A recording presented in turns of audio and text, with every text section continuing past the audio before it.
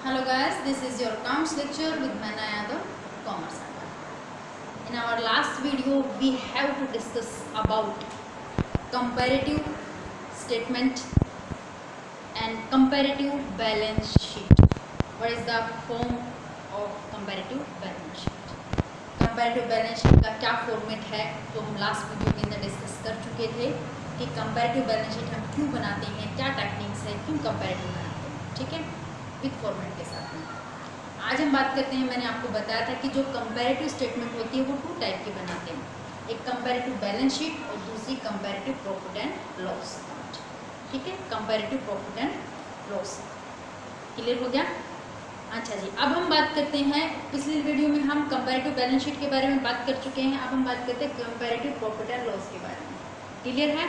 चलिए, comparative profit and loss. अब comparative profit and loss के अंदर भी हमारे 5 कॉलम ही होते हैं। First column is particular, second column previous year, third column जिसको हम बी से रिप्रेजेंट करते हैं, किससे? बी से, करंट ईयर, और नेक्स्ट कॉलम हमने सी कैलकुलेट किया है यहाँ पे, ठीक है, नेक्स्ट कॉलम हमने यहाँ पर डी कैलकुलेट किया है, मतलब परसेंटेज कैलकुलेट किया, ठीक है। सी कैसे कैलकुलेट करेंगे? B minus C, B means current year minus previous year. D कैसे कैलकुलेट करेंगे? डी कैसे कैलकुलेट होगा? C divided by A multiple by 100, that means D, D means percentage calculate कर सकते हैं। सी हमने कैसे कैलकुलेट किया था? बी माइनस ए, और बी को क्या माना हमने? B current year, B current year और ए प्रीवियस। क्लियर हो गया? ठीक है। फर्स्ट कॉलम है जो पर्टिकुलर का, जो कि मेन है, अहम है। प्रॉफिट एंड लॉस में क्या क्या आता था? देखो, प्रॉफिट एंड लॉस में इनकम भी आती थी, क्रेडिट साइड हमारी, जब हमने प्रॉफिट एंड लॉस अकाउंट बनाया था +1 के अंदर, प्रॉफिट एंड लॉस अकाउंट हमने इस तरीके से बनाया था, टी टाइप फॉर्मेट के अकॉर्डिंग, इस तरीके से प्रॉफिट एंड लॉस। यहाँ हमारे क्या थे? सारे के सारे एक्सपेंडिचर्स और यहाँ पर इनकम, जितनी भी इनकम थी क्रेडिट साइड में, जितने भी खर्चे थे वो एक्सपेंडिचर साइड में। तो सेम एज इट इज इस कंपैरेटिव प्रॉफिट एंड लॉस के अंदर भी हम हमारी इनकम और हमारे एक्सपेंडिचर्स रिप्रेजेंट करेंगे, दिखाएंगे, ठीक है। चलिए, तो सबसे पहले पर्टिकुलर में सबसे पहले हमने डाला है revenue from operations.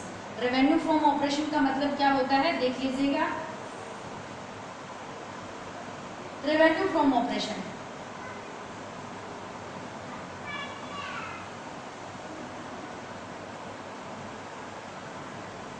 Revenue from operation का मतलब होता है कि हम जिस गुड्स का ट्रेडिंग कर रहे हैं, जिस गुड्स को हम बनाकर, मैन्युफैक्चरिंग कंपनी है या ट्रेडिंग कंपनी है, जो भी आप जिस गुड्स की ट्रेडिंग कर रहे हो, बेच रहे हो, ठीक है, उस गुड्स को बेचने से टोटल कितना पैसा आपके पास आया है, गुड्स को बेचने से टोटल कितना पैसा आपके पास आया, क्या कहेंगे हम उसको? रेवेन्यू।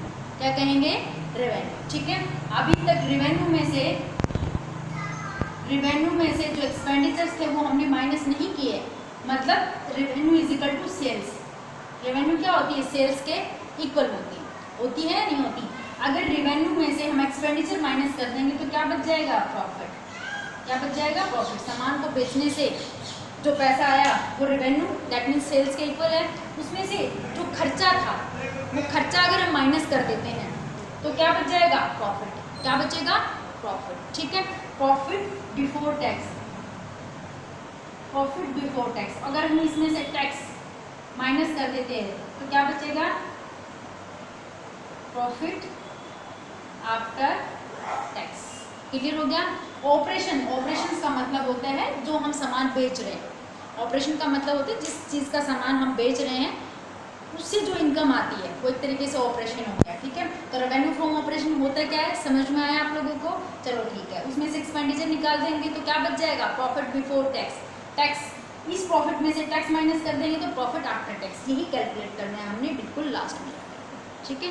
तो चलिए देखते हैं, सबसे पहले इनकम, हम हमारी इनकम रखते हैं, उसमें से एक्सपेंडिचर हम माइनस करेंगे, फिर प्रॉफिट आएगा, प्रॉफिट में से tax minus, profit after tax आ जाएगा। क्लियर हो गया? ठीक है।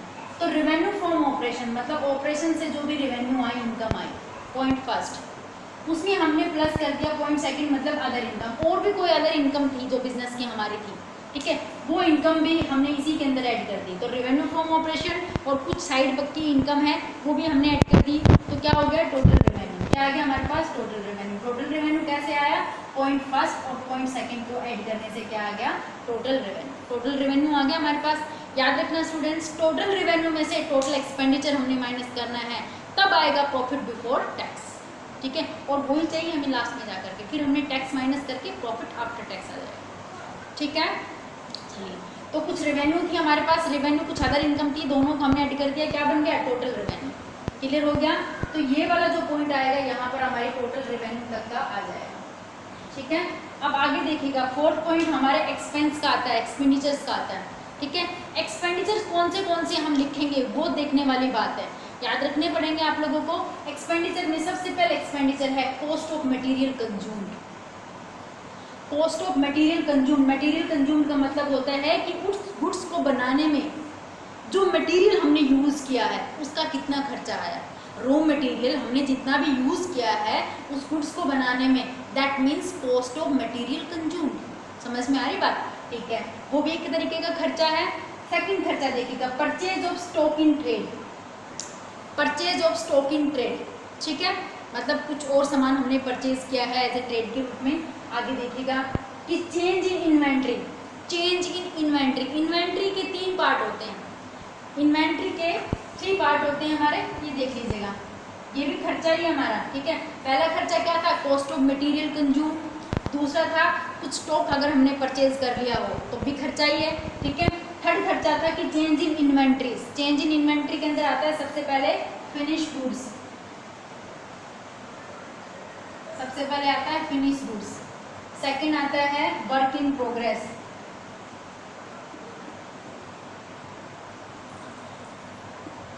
और थर्ड आता है स्टॉक इन ट्रेड। मैंने शॉर्ट फॉर्म में लिख दिए यहाँ पर। अगर ये तीनों को हम मिला लेते हैं तो क्या बनता है चेंज इन इन्वेंट्री। क्या बनता है चेंज इन इन्वेंट्री, चाहे 2 गिवन हो, चाहे 1 गिवन हो, चाहे तीनों गिवन हो, लिखते हैं, ठीक है। चलिए, ये भी एक्सपेंडिचर्स हमारे। हम आगे एक्सपेंस है, हम आगे बात करते हैं एम्प्लॉय बेनिफिट एक्सपेंस या एक्सपेंडिचर्स। एम्प्लॉय बेनिफिट एक्सपेंस का मतलब होता है कंपनी अपने एम्प्लॉयज़ के बेनिफिट के लिए जो पैसा खर्च करती है, जैसे कंपनी एम्प्लॉयज़ को लाने ले जाने के लिए व्हीकल प्रोवाइड करवा दिया, ठीक है, और एम्प्लॉयज़ को सैलरी दे दी, ठीक है, और एम्प्लॉयज़ के बेनिफिट के लिए पीएफ में पैसा डालना स्टार्ट कर दिया कंपनी की बिहाफ के ऊपर। थोड़ा बहुत एम्प्लॉय की सैलरी में से डायरेक्ट होता है, कुछ कंपनी ने प्रोवाइड करा दिया पीएफ के अंदर, ठीक है। तो ये सारे किसके अंदर जाएंगे, एम्प्लॉय बेनिफिट एक्सपेंडिचर्स के अंदर जाएंगे। एम्प्लॉयज़ को क्या देना, सैलरी देना, पीएफ के अंदर पैसा डालना, और company stock option plan, that means company को कंपनी देखो employ stock option plan, that means company अपने कुछ चुनिंदा एम्प्लॉयज़ को अपने शेयर दे देती है, ठीक है। तो ये शेयर्स दे दिया, पीएफ में डाल दिया, सैलरी दे दी, आने जाने का नॉन व्हीकल प्रोवाइड करा दिया, ठीक है। तो इस तरीके के जो खर्चे जो एम्प्लॉयज़ के ऊपर किए जाते हैं, that means employ benefit expenditures. समझ में आया, तो वो खर्चे भी हम इसी के अंदर रखें। क्लियर हो गया। नेक्स्ट पॉइंट देखिएगा, finance cost. Finance cost that means अगर हमने पैसा कहीं से उधार लिया है तो उसका बदले में इंटरेस्ट वगैरह हमने पे किया है, फाइनेंस कॉस्ट है या नहीं है, ठीक है। उसके बाद में देखिएगा डेप्रिसिएशंस, डेप्रिसिएशन एक्सपेंडिचर्स। अगला एक्सपेंडिचर आता है डेप्रिसिएशन। डेप्रिसिएशन आपको पता है किन के ऊपर लगता है, एसेट्स के ऊपर लगता है, ठीक है। एसेट्स की वैल्यू कम होती है, दैट मीन्स एक्सपेंडिचर्स कर देंगे वो भी माइनस। अब लास्ट में हम लिखेंगे ये जितने सारे एक्सपेंडिचर्स थे उन सबको हम टोटल कर देंगे, सबको ऐड कर देंगे, कितना है टोटल एक्सपेंडिचर आ गया हमारे पास, क्या आ गया टोटल एक्सपेंडिचर। आगे क्या निकालेंगे, प्रॉफिट बिफोर टैक्स। और प्रॉफिट बिफोर टैक्स इस तरीके से निकलेगा, बताया था आप लोगों को कि total revenue minus total expenditures, क्या आ जाएगा प्रॉफिट बिफोर टैक्स। इसमें से जो क्वेश्चन के अंदर गिवन होगी माइनस टैक्स रेट गिवन होगी, माइनस कर देना, क्या आ जाएगा प्रॉफिट आफ्टर टैक्स। क्लियर हो गया? फॉर्मेट समझ में आ गया? हाँ जी, अब कोई दिक्कत वाली बात नहीं है। अब हम डिस्कस करते हैं आगे कि जो profit and loss account, profit and loss, comparative profit and loss जो हम बनाते हैं, क्या बेनिफिट मिलता है हमें उसका, ठीक है। दैट मीन्स हमें एक तरीके से कंपैरिजन करने को मिल जाता है कि पिछले साल का रेवेन्यू कितना था, इस साल का रेवेन्यू कितना है। परसेंटेज में कंपैरिजन करने को मिल जाता है कि पिछले साल कितना परसेंटेज रेवेन्यू था एक ईयर का दूसरे ईयर के साथ में, या फिर एक कंपनी का दूसरी कंपनी के साथ में। रेवेन्यू का पता चल जाता है, एक्सपेंस का पता चल जाता है, एम्प्लॉइज़ को कितना दिया गया है, टोटल इनकम कितनी है, टोटल एक्सपेंडिचर्स कितने हैं, टैक्स रेट कितनी है। तो ये सब कंपैरिजन करने को मिल जाता है हमें, इसलिए हम comparative profit and loss maintain करते हैं। समझ में आया फॉर्मेट? कोई दिक्कत वाली बात ही नहीं है, ईजी सा पॉइंट है, फॉर्मेट आपको बता दिया गया है, ठीक है। तो चलिए क्वेश्चन हम यहाँ पर कर लेते हैं। क्वेश्चन आपका दिया गया है कि Assam tea limited decided to donate 5% of list net profit every year to the non government organisation. Assam tea limited है वो एनजीओ को, नॉन गवर्नमेंट ऑर्गेनाइजेशन को 5% नेट प्रॉफिट का डोनेट करती है। अच्छी बात है, ठीक है। To engage in the providing clean drinking water in the rural area of Assam. किस लिए देती है वो? जो रूरल एरिया है आसाम के, उनके अंदर क्लीन ड्रिंकिंग वाटर प्रोवाइड हो सके, ठीक है। क्या करते हैं स्टूडेंट्स, इस तरीके का आपसे क्वेश्चन क्या पूछते हैं, देखिएगा कुछ पॉइंट दे दिए यहाँ पर, रेवेन्यू फ्रॉम ऑपरेशन दे दिया, अदर इनकम दे दी, एक्सपेंडिचर्स दे दी और इनकम टैक्स दे दिया। फाइंड आउट क्या करना है आपने, you are requiring to prepare comparative statement of profit and loss and identify the values, कि इस क्वेश्चन के अंदर वैल्यूज क्या क्या है। बहुत इंपॉर्टेंट है, वैल्यू को इग्नोर मत करना। वैल्यू पूछी जाएगी कि क्या वैल्यू है, ठीक है। वैल्यू क्या है, फर्स्ट ऑफ ऑल क्या है कि डोनेट कर रहे हैं, ठीक है, उस एरिया को डेवलप करने के लिए या फिर सेफ ड्रिंकिंग वाटर प्रोवाइड कराने के लिए, दैट इज द वैल्यूज।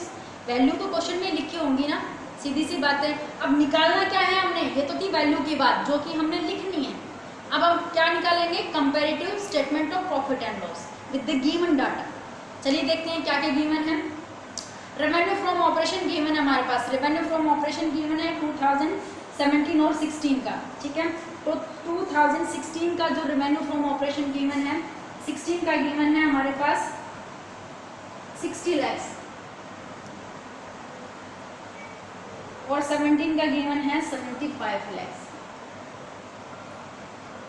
ठीक है।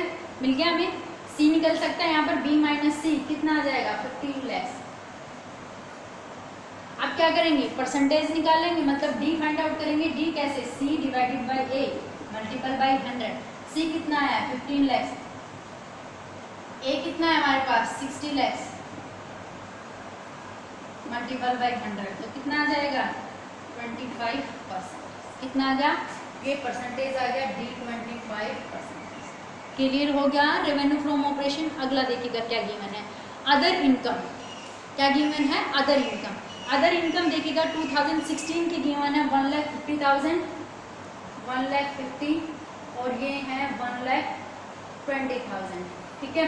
अब बी में से सी हमने माइनस करना है, बी में से सी, तो बी कितना है 120, सी कितना है 150, ठीक है। कितना आएगा 30 और किसका, माइनस का। माइनस का है इसलिए हमने ब्रैकेट के अंदर रख दिया, जो कि ये माइनस का आया है तो परसेंटेज में हमारे माइनस की आएगी, ठीक है।